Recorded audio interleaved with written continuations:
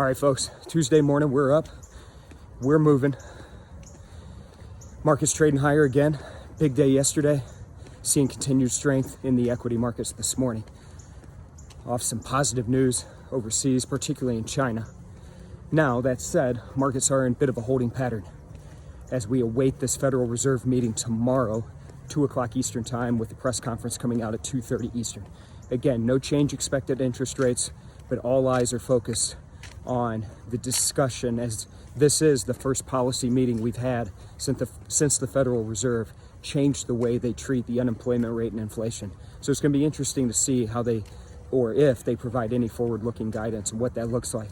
So again, big meeting tomorrow. Ahead of that, equity markets trading higher this morning. The currency markets seeing weakness in the dollar, strength in the euro, strength in the British pound, which we haven't seen in about a week and a half, even with all these Brexit negotiations still ongoing. So, little Tuesday tip for you. So, a lot of headline risk out there. Events like tomorrow with the Federal Reserve meeting, events like Thursday with the Bank of Japan meeting, the election 49 days away. One of the great benefits of Nadex is the ability to trade in and out of positions intraday, meaning if you buy something, a binary option, a call spread, or a knockout, you do not have to hold it all the way to expiration.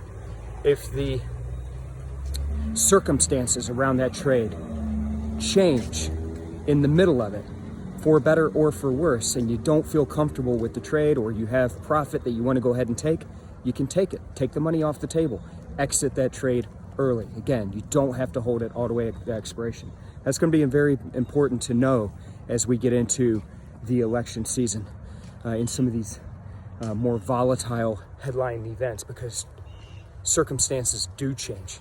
It doesn't always work out how you originally planned. You got to be nimble.